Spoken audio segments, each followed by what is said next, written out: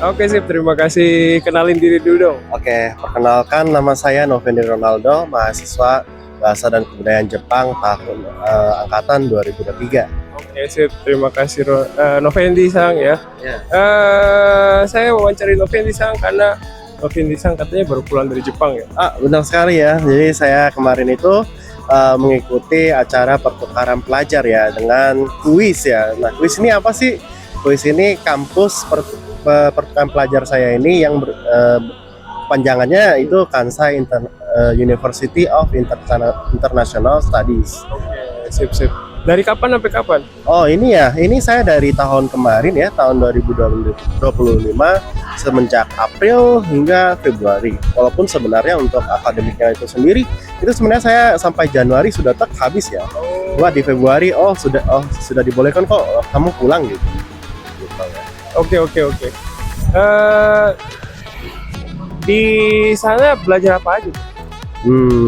Untuk di saya ini, saya mengikuti programnya ini dalam program studi global ya. Kita bisa mempelajari bahasa Jepang lanjutan. Jadi bahasa Jepang yang berfokuskan pada penggunaan kata-kata misalnya yang levelnya setara dengan N2 ke N1. Dan juga percakapan bahasa Jepang yang jauh lebih kelihatannya jauh lebih seperti diskusi maupun debat saja.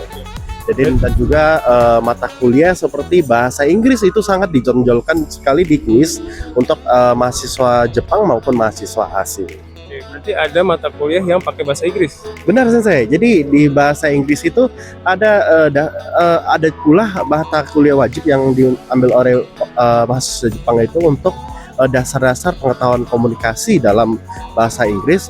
Oke. Jadi belajar ada kuliah bahasa Jepangnya, ada kuliah yang sifatnya umum juga ya. Ada yang pakai bahasa Jepang, ada yang pakai bahasa Inggris pengantarnya ya. Oke. Lanjut nih, pertanyaan berikutnya adalah pengalaman paling sedih ada nggak? Pengalaman paling sedih ya saya. Sebenarnya ada.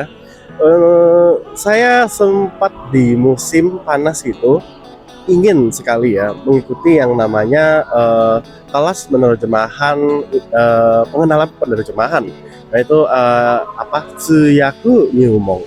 Nah itu saya kiranya apabila mengambil mata kuliah tersebut, saya dapat mendapatkan istilah pengetahuan dasar dalam menerjemahkan, apalagi saya itu memiliki mimpi ya untuk menjadi seorang penerjemah mau lisan maupun tulisan untuk ya bahasa Jepang juga ya secara umumnya. Namun sayangnya kelas itu batal saya.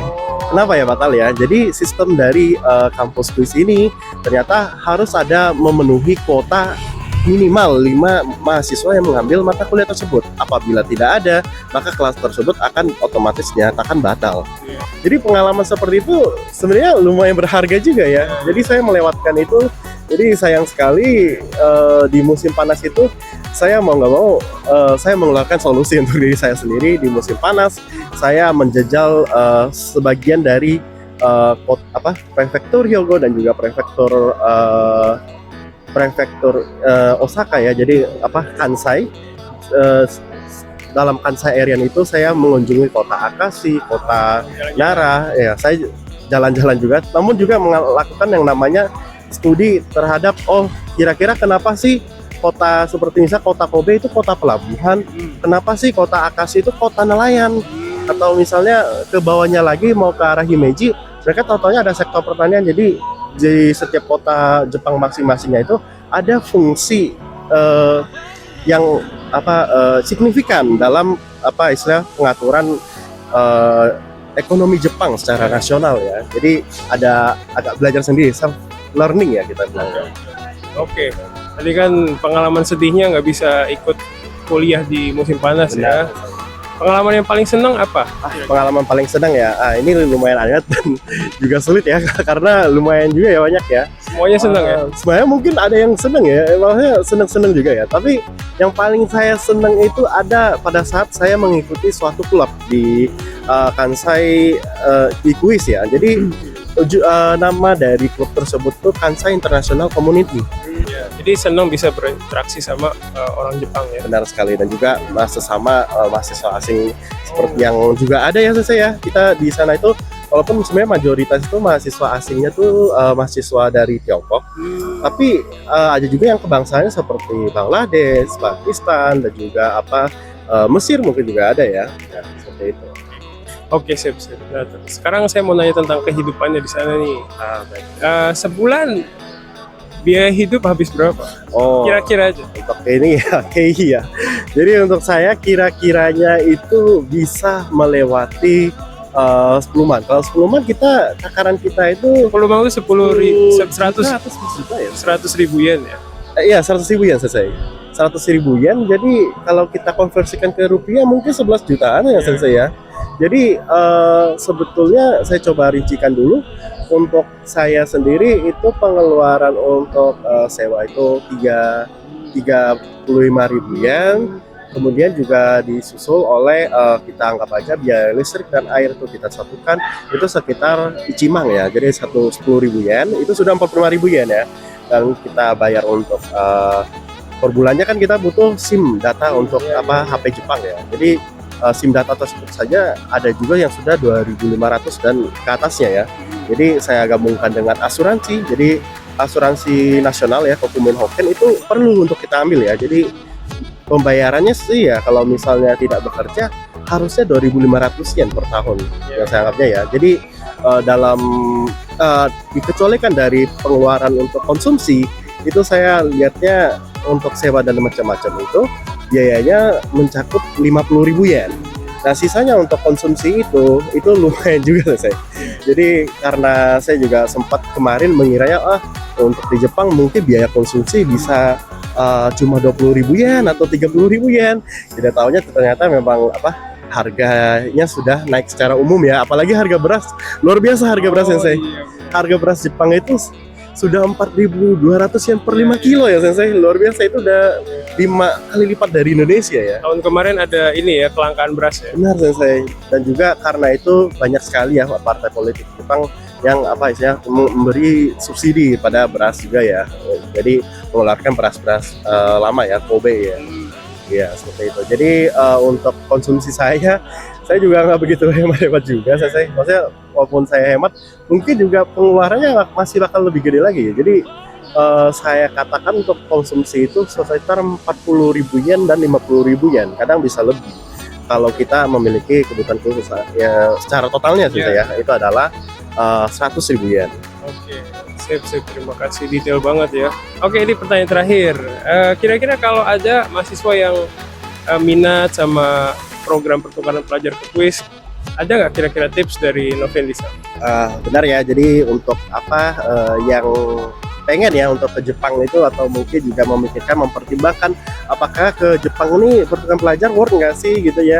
Jadi saran dari aku dan juga mungkin komentar ya, itu bikin planning yang lebih betul lagi ya. Jadi istilahnya menurut saya sendiri ya, tidak hanya sebagai pengalaman tapi juga sebagai pengukur bagaimana kamu membuat suatu prioritas yang balance ya dalam menjalankan kehidupan pertukaran pelajar. Jadi saya sendiri sebenarnya ya sangat kesulitan mendapatkan baito. Kenapa?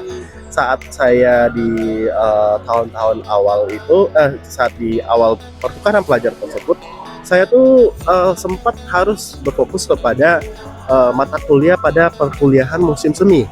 Jadi saya ambil sangat banyak SKS saya waktu itu, sehingga untuk baito itu saya sempat tidak ada waktu ya saya.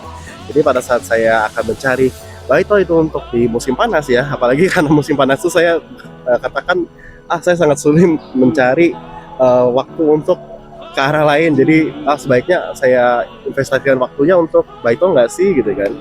Taunya kebanyakan dari restoran maupun istilahnya mereka pemberi kerja yang ingin mengambil ryugakusei maupun orang yang ingin bekerja paruh waktu itu mintanya itu 6 bulan ke atas ya saya. Jadi kayak harus bisa 6 bulan ke atas atau mungkin bisa aja dimintanya setahun sensei. Jadi sebetulnya ya sangat kalau opsi seperti ini mungkin lebih mudah ya untuk mahasiswa asing yang sudah kuliahnya di perkuliahan di kampus Jepang.